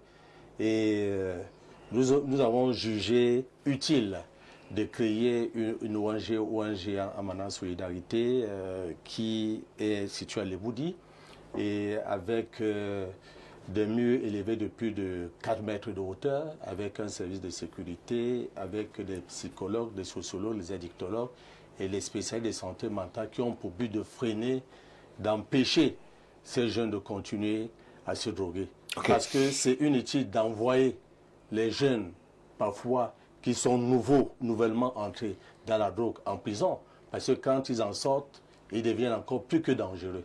Ok, merci.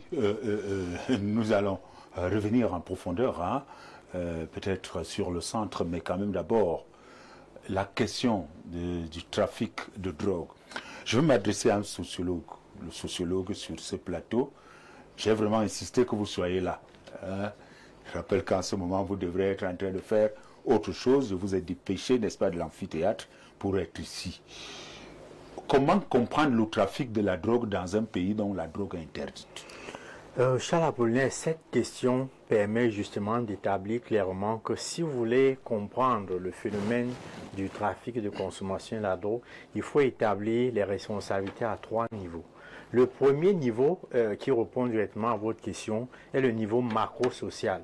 Lorsque on interroge la question au niveau macro-social, il faut directement voir la qualité de la gouvernance et des politiques publiques en matière d'éducation et d'encadrement des jeunes principalement, puisque les jeunes sont ici les principales victimes de ce trafic de drogue. La responsabilité justement au niveau macro-social permet justement d'indiquer que la qualité de la gouvernance qui fait justement le triomphe ou la dérive d'une société est à remettre ici en question. Les politiques publiques en matière d'encadrement des jeunes, on va le dire comme ça, sont soit faibles ou alors inexistantes. Mais ce que nous pouvons dire, c'est qu'en réalité, l'échec au plan macro-social se voit par le fait que nous sommes en réalité une société des discours. Lesquels discours le plus souvent tranchent radicalement avec les réalités sur le terrain.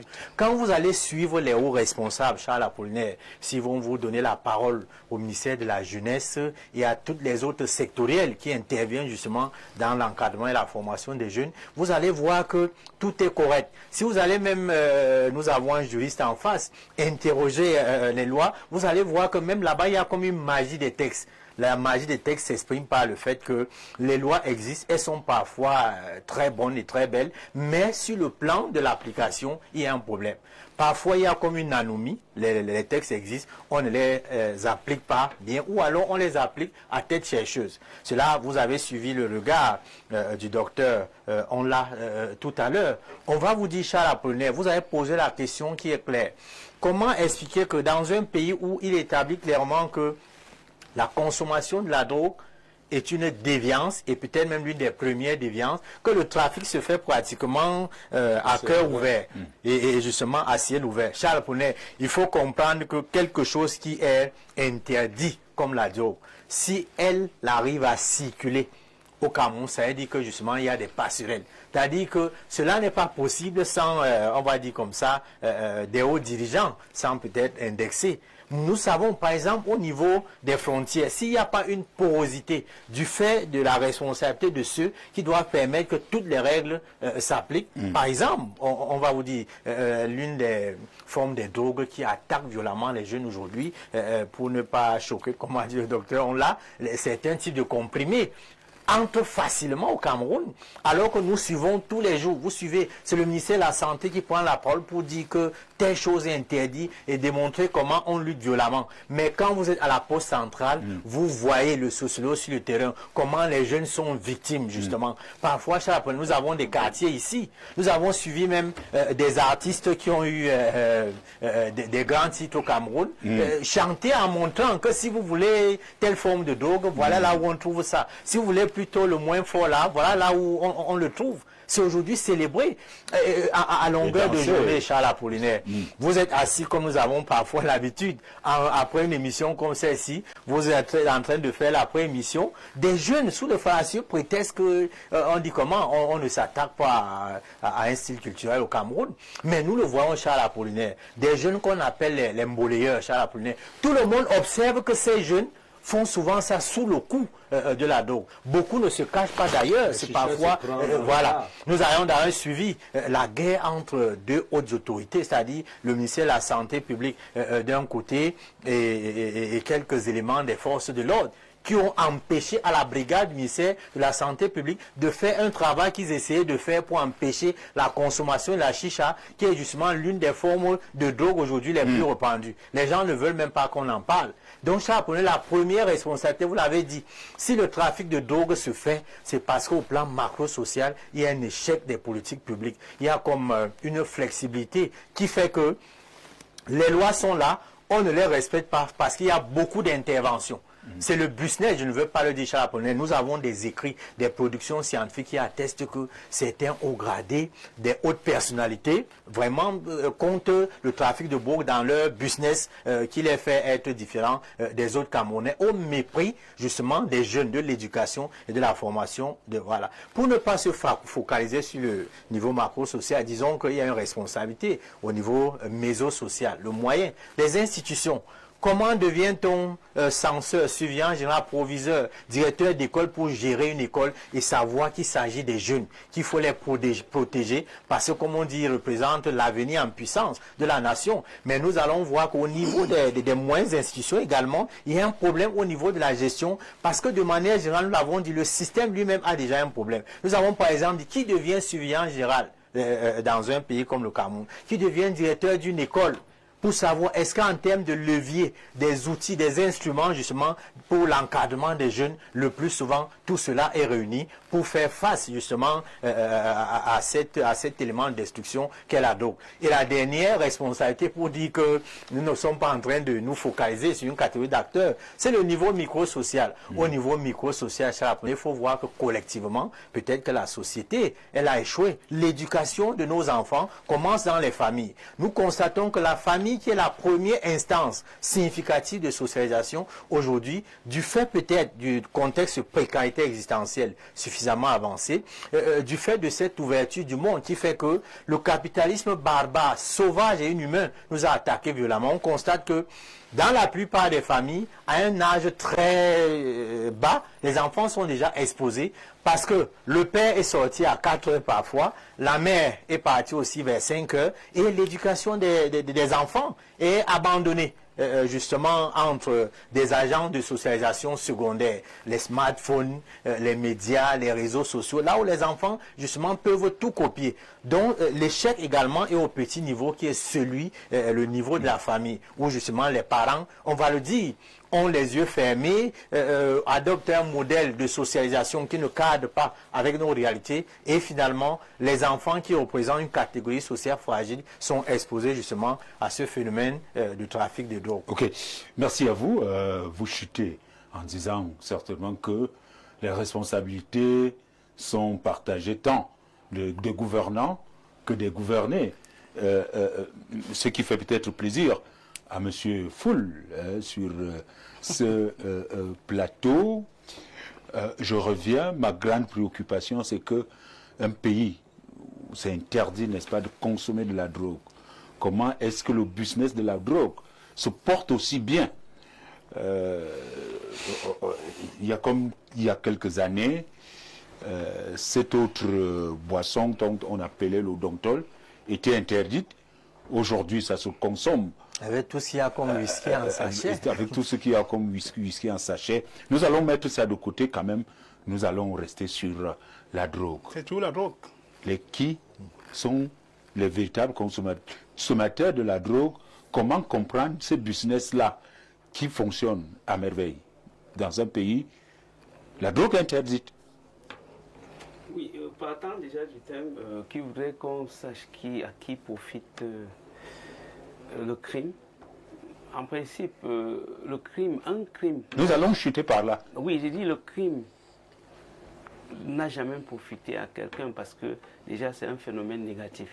Et lorsqu'on parle du trafic de la drogue, vous savez, pour détruire un pays, il faut commencer par détruire sa jeunesse. Et détruire sa jeunesse, c'est justement attaquer cette catégorie de jeunes qui aujourd'hui sont, n'est-ce pas, le fer de lance de la nation de demain, surtout au niveau primaire.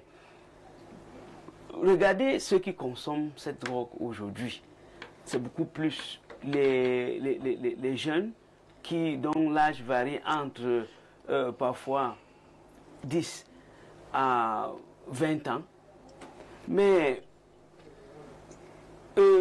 il y a toutes les formes de drogue qu'on connaît.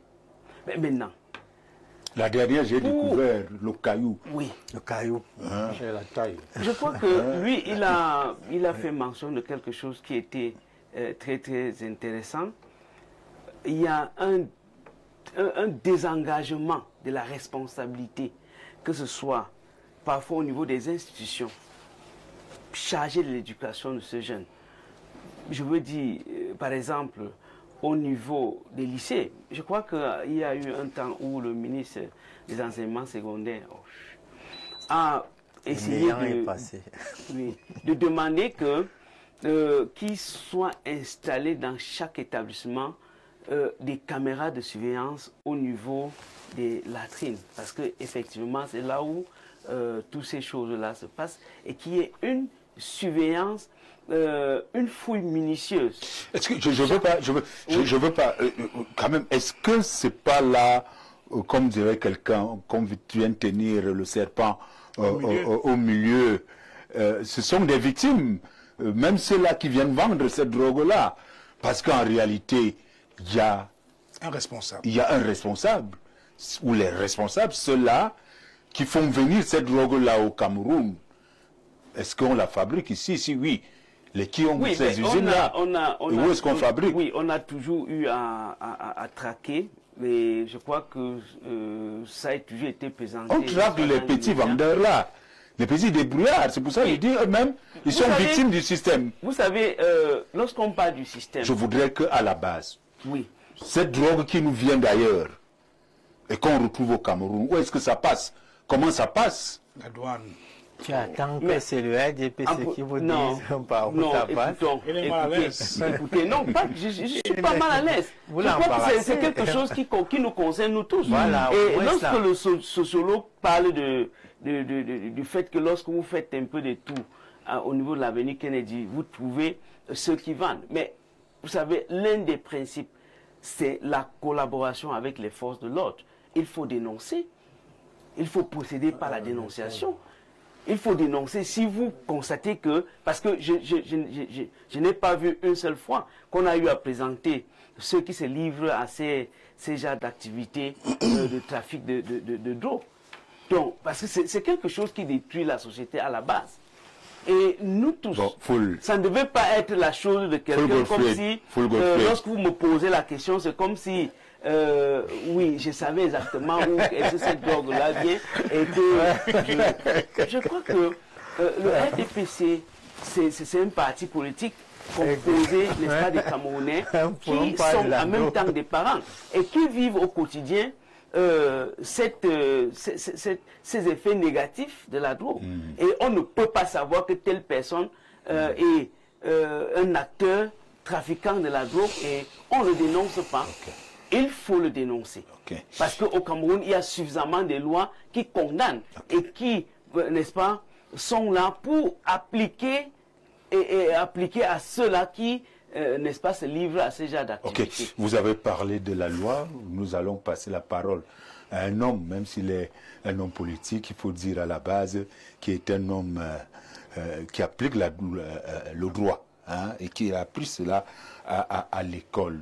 Ne vous sentez pas particulièrement harcelé par mes questions. Vous savez, c'est pas aujourd'hui que vous êtes mon invité, mais quand même, mon véritable problème, je ne sais pas à vous maintenant, à tout le monde, comme disait quelqu'un, quand vous avez dit à qui profite le crime, ça, nous allons chuter par là. Oui. Mais ma grande préoccupation, d'où sort cette drogue? Comment est-ce qu'on en arrive à vendre et que ça soit consommé? Et je vais vous donner une petite réponse. Quand vous dites, est-ce qu'on a présenté les dealers ou alors tous ces gens-là? Je passais l'autre jour à la poste centrale, permettez, je n'aime pas trop parler lorsque je modère une émission. J'ai encore vu ces jeunes-là qui dorment là, qui sont devant tout, au-dessus de tout le monde. En pleine journée. En pleine journée. Ben, je ne sais pas. Parfois d'un poste de police. Que faut-il qu'on aille faire le direct là-bas et qu'on dise, mais voyez, le ministre de la Santé, le ministre de l'administration territoriale, le ministre tous les tout cela, le ministre des Affaires sociales, parce que c'est ça la réalité. Bon, ok. Non, mais le principe voudrait que chacun ait sa responsabilité. Quand vous me posez la question, Moi, je suis là pour représenter le RDPC. Et si la police était égale au RDPC, là, vraiment, je pourrais vous répondre. Merci. Mais sinon, en tant que bon journaliste, vous pouvez vous approcher, n'est-ce pas, de ces autorités que vous connaissez assez et qui pouvaient, n'est-ce pas, être alignés dans ce fil, n'est-ce pas, de ceux qui sont chargés, soit, n'est-ce pas, de diminuer cet effet de la force, ou alors merci de la leçon, mais je rappelle que vous êtes, on se connaît, vous êtes également diplômé en communication, en journalisme. Oui, ce que je fais ici, c'est du journalisme. C'est également la sensibilisation. C'est plus qu'aller même vers ces gens-là. Nous allons continuer, merci. Non, merci. Alors, j'ai donné, vous mourrez d'impatience, n'est-ce pas, de réagir. Un sujet peut-être très important, n'est-ce pas, le trafic de la drogue. Avant de passer à l'autre étape, à l'autre question, c'est que les qui peuvent être véritablement cachés derrière ce trafic de drogue-là. Pour Somba, nous devons pleurer. Voilà un thème qui pourrait faire le thème d'une élection présidentielle. Ah oui. Moi, je serais président de la sécurité. Il se trouve que notre nation a abandonné sa jeunesse. Dans son système éducatif, dans son système de réarmement moral. Tout à l'heure, le sociologue Mefiri a évoqué la question macro, micro et familiale. Comment voulez-vous qu'un père qui n'arrive pas à payer le loyer, qui n'arrive pas à se soigner, qui n'arrive même pas à avoir un travail décent, soit en train de s'occuper de l'enfant? Il est question de toucher tous les sectoriels. Et pour résoudre ce problème de façon efficace, il faut adresser la question du changement du curriculum de formation académique depuis la petite enfance. On n'a pas besoin de former nos enfants pendant 25 ans pour qu'ils soient des chercheurs d'emploi. L'école a formé des savants chômeurs qui sont oisifs à longueur de journée. Le docteur Hollande ne me démentira pas. La plupart de ceux qui déversent dans ce dispositif sont désœuvrés. Il faut occuper la jeunesse dans tous les secteurs. Changer l'école du Cameroun. Arrêtons de former des chômeurs. Formons des gens qui peuvent créer. On n'aura pas le temps à l'oisiveté. Le second point, c'est que vous avez des enfants. J'en ai rencontré certains au marché Mokolo. J'en ai rencontré dans beaucoup de villes du Cameroun. Et qui fument le ntar, l'onkou, et tout ce que vous pouvez imaginer. Ils m'ont dit, monsieur le président, aujourd'hui... Il y a plusieurs formes. Hein? Ils m'ont dit, vous avez le ministère des Mines et de l'Industrie. Avant, le whisky, c'était la boisson des gens très riches. Aujourd'hui, avec 50 francs, vous avez le kitoko. J'ai constaté que mon copanéliste était très mal à l'aise. Il se trouve que la gestion du pays est entre leurs mains. Des entreprises ont réussi à fabriquer les sachets de 50 francs, vous avez le whisky. Et ils sucent ça comme le biberon. Il faut remettre de l'ordre à notre société. Vous avez le problème de l'éducation, je vous ai dit, mais il faut que l'enfant, à partir de 10 ans, sente que la nation ne l'a pas abandonné. Raison pour laquelle nous pensons qu'en termes de résolution de ce problème, il pourrait avoir une allocation à venir jeunesse de 100 000 francs par mois de 10 ans à 29 ans, financée par le prélèvement de 2 francs par minute d'appel et connexion. Vous voyez que le capitaine Traoré, que je profite pour saluer, a pris la peine d'écouter nos communications et a commencé à appliquer ça chez lui. Il faut remettre la nation au cœur de l'éducation, l'éducation au cœur de la nation. On a parlé des enfants de 10 ans à 29 ans. Un enfant dont le curriculum de formation académique est changé, qui a commencé à faire 4 modules, conception, fabrication, montage, contrôle, qui n'est pas venu faire le Yomeyamo, BPC espagnol, BPC allemand, aujourd'hui c'est BPC chinois, maintenant bientôt c'est le russe. Il faut que nous puissions retourner à l'essentiel dans notre système éducatif pour pouvoir former des gens qui sont aptes à être utiles à quelque chose. Et je vous ai dit tout à l'heure, on va me dire qu'il y a certains soldats qui sont parfois désordonnés. L'instauration du service militaire obligatoire à 18 ans pour 6 mois est une urgence. Afin de redonner le moral à ces jeunes qui sont perdus.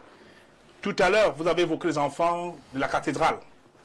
vous ne pouvez pas circuler à une certaine heure si vous n'avez pas le gabarit conséquent. L'instauration d'un régiment de drones aériens pour la surveillance de l'espace permettra d'anticiper sur les frontières qui sont peureuses. Parce qu'aujourd'hui, on va mettre la douane en difficulté, mais la douane a des problèmes de moyens. Vous allez mettre en difficulté le ministère de la Santé. Le ministère de la Santé publique n'a pas des moyens de conquérir nos territoires. Donc, et il faut ce qu'on appelle les pères éducateurs.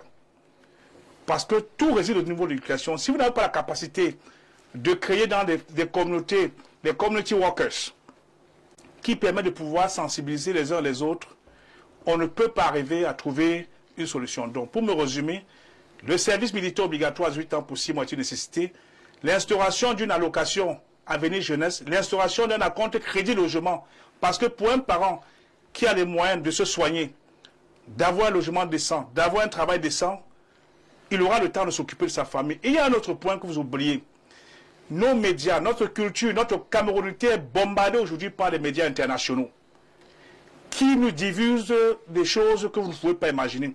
Il se trouve que l'Observatoire des médias du MINCOM doit prendre disposition pour vérifier le contenu de ce que nos enfants regardent à longueur de journée à la télévision et au niveau des réseaux sociaux. D'où l'urgence que le ministère des Postes et des Communications puisse avoir un régiment de cybercriminalité et cybersécurité pour limiter l'accès à un certain nombre d'informations qui déroulent notre jeunesse. Ok.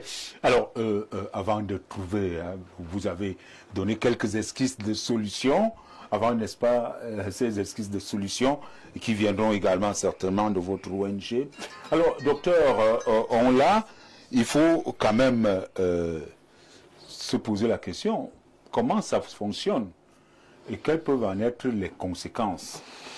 La drogue, peut-être, j'ai posé la question, qui peuvent être derrière ce business-là? Peut-être la question, c'est difficile pour certains, ou alors... C'est facile, hein? De répondre à cette préoccupation-là. Maintenant, comment est-ce que ça se passe? Trafic de drogue, la consommation, et quelles peuvent en être les conséquences? Vous n'êtes certainement pas médecin, détenteur quand même d'une ONG qui voudrait résoudre ce problème, ou alors remettre les dealers, ou alors ceux-là qui ont assez consommé la drogue dans un état normal. Vous pouvez déjà maîtriser, vous maîtrisez certainement les conséquences. Bon, les causes, les différents panélistes sont intervenus, ils ont dit quelles sont les causes. Et on parle d'un problème systémique. Mais seulement, moi, je voudrais aller très vite sur les conséquences et puis même les solutions. Les solutions, tout à l'heure. Les conséquences. Voilà, les conséquences sont désastreuses. Il y a un dérèglement du comportement des jeunes aujourd'hui qui aiment la facilité, qui sont devenus des fainéants. Ce n'est pas une insulte, mais c'est un constat. Qui sont devenus paresseux et qui aiment la vie facile. Ce sont des voleurs, ce sont des braqueurs. Parce que lorsque on est addict à la drogue, on peut voler, on peut dépenser 500 000 francs en l'espace de 3 heures, 4 heures de temps. Ce que vous et moi ne pouvons pas faire. Parce qu'ils ont ce qu'ils appellent aujourd'hui la taille. Vous devenez dépendant. Vous devenez dépendant. C'est ça qu'on appelle l'addiction. C'est-à-dire, vous devenez addict, quand vous devenez addict à la drogue, et vous prenez des substances qu'ils ont baptisées la taille, le caillou. Le caillou, c'est fait à base des ossements humains. Vous voyez le trafic des ossements humains qu'on découvre, que les jeunes de 18 à 25 ans font aujourd'hui. Ils utilisent ces ossements humains-là pour fabriquer la taille. Et la taille, c'est tout petit. Parce que si je l'avais apporté, je vous l'aurais présenté. Avec la taille, ça coûte 5 000 francs. Et lorsque vous prenez, vous consommez la taille, vous pouvez prendre au moins une trentaine de tailles. Vous comprenez? C'est tout petit. Alors, c'est pourquoi le jeune est toujours poussé au vol. Ils sont devenus des kleptomanes. Et ils partent même jusqu'à vendre leurs lits et même les matelas. Ils vendent les ustensiles de cuisine de leurs parents, vendent même la télé parce qu'ils sont poussés. Hein, dès que c'est comme s'ils avaient, comment on dit ça, ils avaient notre esprit qui les appelait. Vous comprenez? Donc moi je dis aux parents, ne soyez pas surpris parce que c'est une maladie. ça devient comme une maladie parce que quand on est drogué, on ne comprend pas. On est comme un fou qui mange dans la poubelle et que lorsque tu dis au fou pourquoi tu manges dans la poubelle, il va dire que c'est toi plutôt qui es fou. C'est pas parce que tu portes un costume avec une cravate rouge comme Charles Apollinaire Omba. Donc ils sont complètement déréglés. Et nous allons apporter, lorsque vous allez parler des solutions, nous allons apporter quelques solutions à ce problème. Ok. Abakar Mifiri, la situation est grave. J'entends le caillou, j'entends le nta. Peut-être même le nta est devenu petit. Non, le nta est petit. Ça a gravi des échelons. Pourtant, nous, on se disait qu'il tire le truc là. Apparemment, tirer le truc là, c'est le petit frère. Vous parlez comme au quartier. Alors, les conséquences sont quand même néfastes. En tant que sociologue, vous avez eu à travailler dessus. Bien évidemment, Charles Apollinaire, rappelons qu'il y a moins de 3 semaines, nous étions sur le terrain avec, sans publicité, l'OIM, l'Organisation internationale pour la migration, qui a commandité une étude qui portait justement sur l'addiction des jeunes qui ont échoué, comme on dit, à l'aventure. Charles Apollinaire, nous avons découvert des choses sur le terrain. Vous avez de nombreux centres au Cameroun et dans d'autres pays d'Afrique qui accueillent seulement des jeunes, comme on dit, ceux qui essayent par le Tchad, à pied, comme on dit, d'aller en aventure.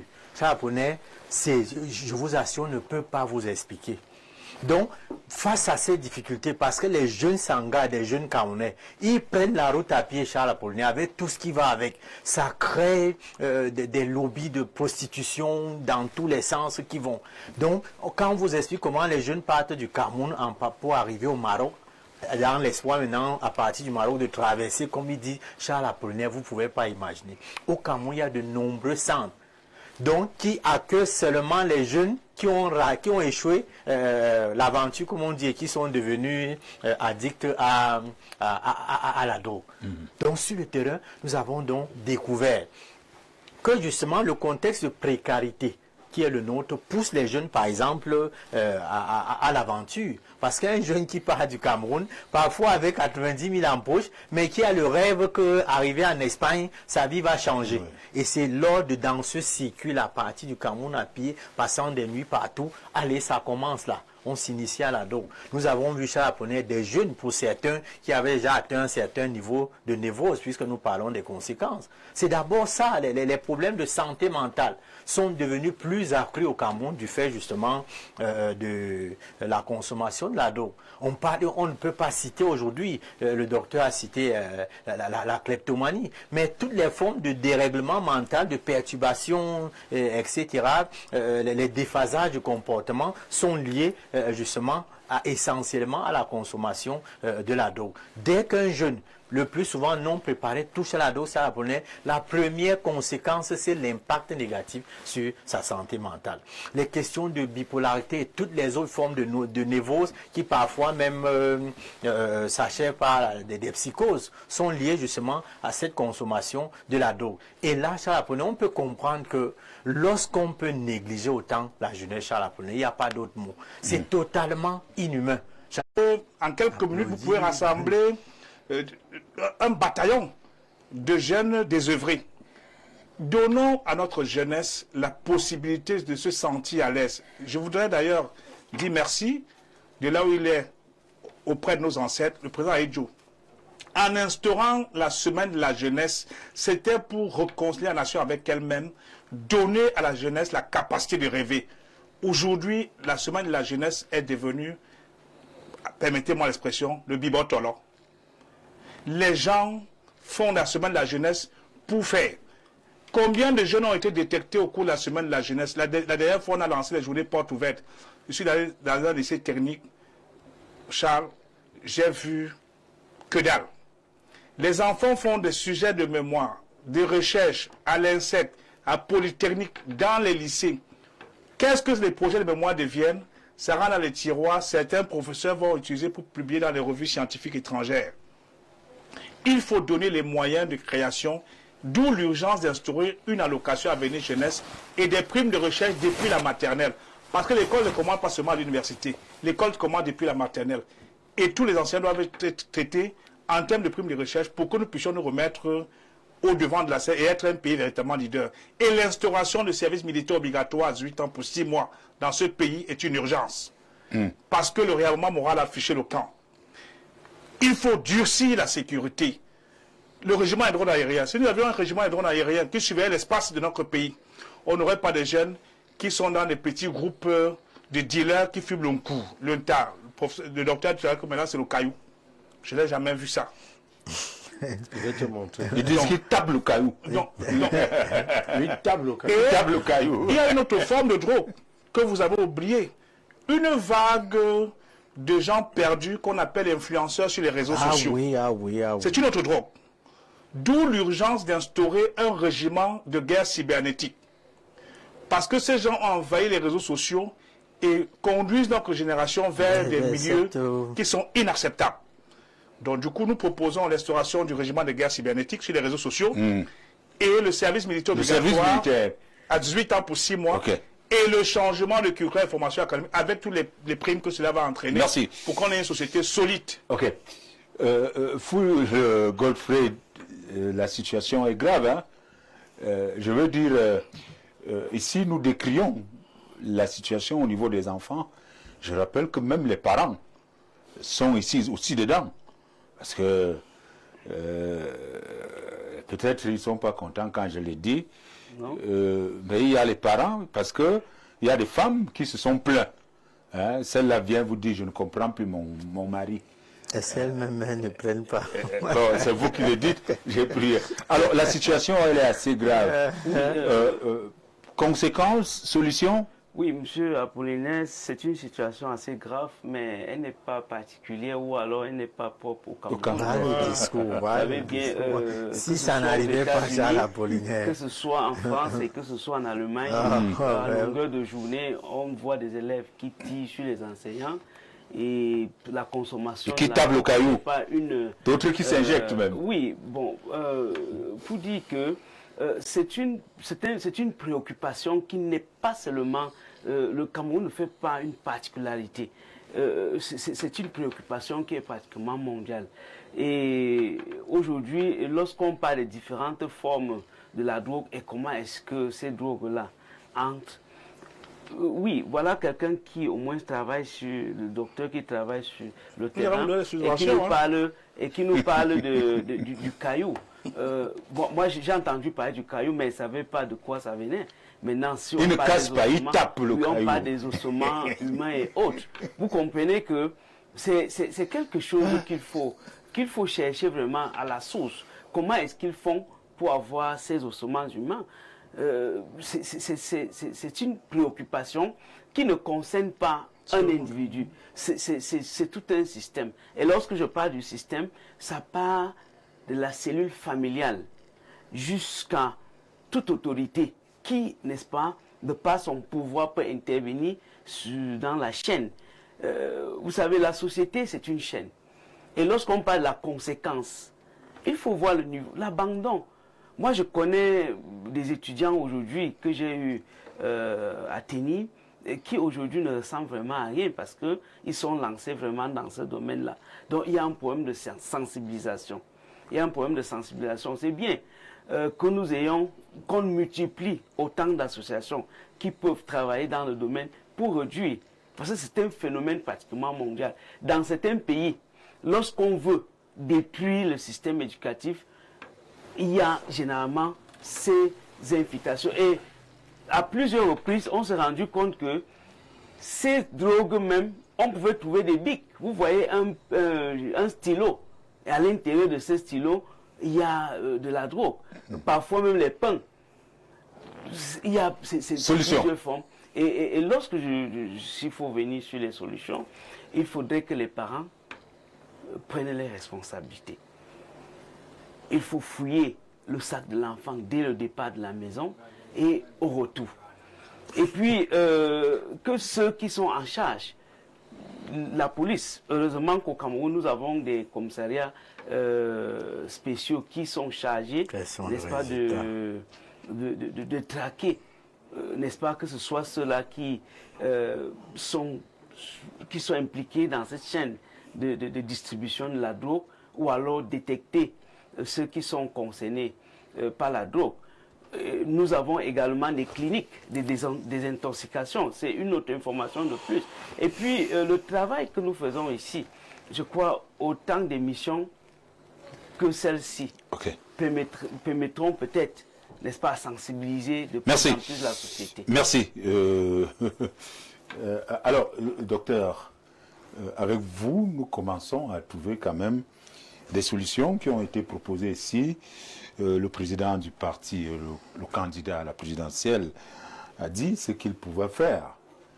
Maintenant, vous êtes allé un peu plus loin, peut-être vous êtes allé vite en besogne, pour mettre sur pied, n'est-ce pas, ce joli bâtiment. Et vous avez décrit, n'est-ce pas, que c'est à hauteur de combien Les murs sont à la hauteur de 5 mètres. Donc une fois que vous êtes dedans, impossible. Au lieu qu'on les envoie en prison, ces jeunes... Comment ça se fait, remettre les gens, les personnes, à leur meilleur niveau de santé morale et physique? Oui, ce que nous faisons, nous voulons être accompagnés par beaucoup d'autres centres aussi d'addictologie. Et je souhaiterais que ces centres se multiplient parce que ce phénomène gangrène le milieu jeune. Ce n'est pas seulement les jeunes qui prennent la drogue. Il y a même des adultes qui prennent la taille et le caillou. Et cela cause même des divorces. J'ai encore eu un témoignage il y a environ une semaine. C'est un monsieur d'environ 36 ans qui travaille, qui est fonctionnaire de cette république, qui doit avoir un de sous-directeur, qui prend la drogue, et puis son épouse m'a dit, elle va se séparer de lui. Je lui ai dit, il est malade, c'est comme si tu avais le palu et tu étais interné dans un hôpital et que ton mari t'abandonnait. Donc il y a lieu d'être à côté de lui. Alors elle a repris courage et elle nous a confié son mari. Il y a une petite évolution. Mais ce que nous faisons, c'est un peu... avec 30 chambres, nous ne pouvons pas contenir plus de 1 million de jeunes qui sont dans cette affaire-là. Besoin de suivi. Qui ont besoin de suivi. Comme je vous l'ai dit, nous avons des psychologues, nous avons des addictologues, nous avons des psychiatres et des infirmières de santé mentale et des services de sécurité. C'est-à-dire que celui qui est retenu, le patient, à l'intérieur n'a pas droit au téléphone. Il n'a que droit qu'à une seule visite par mois. Et nous avons des résultats probants. Mais seulement, nous n'avons que 30 chambres. Et il est question que des ONG se multiplient et puis les centres d'addictologie se multiplient partout dans le monde. Nous avons seulement le centre de Mitamba qui a été créé, ça fait plus de 30-40 ans. Je ne sais pas si ce centre fonctionne encore aujourd'hui. Okay. Vous avez besoin d'accompagnement avec le concours de la régie. Nous allons mettre un terme à l'émission. Je sais que vous voulez réagir, même s'il y a des gens qui vous écrivent, qui vous disent bravo. Bonsoir une fois de plus, ce monsieur Dieudonné Tedjissé est très intelligent, un jeune comme on aime, bravo pour vos propos. Monsieur à 44 ans déjà, aussi pertinent, bravo. Un jeune comme vous ira bien au sommet de notre État. Bravo et également, merci également. Ils sont nombreux qui interviennent par rapport à ce sujet et qui demandent d'ailleurs vos contacts. Je demande tout simplement, vous avez le contact qui s'affiche là, vous nous écrivez et vous aurez certainement Monsieur Ongla. Merci Abakar Mifire. La fête continue. On se retrouve très bientôt. Merci. Okay. Merci Monsieur Foul. Merci le RDPC qui était là. Dieudonné. Merci. Il faut donner des moyens à la justice. On va renforcer la justice dans son indépendance pour que désormais les trafics d'influence pour les enfants qui sont appréhendés n'aient plus lieu. Il faut donner l'indépendance à la justice. Ok. Merci docteur.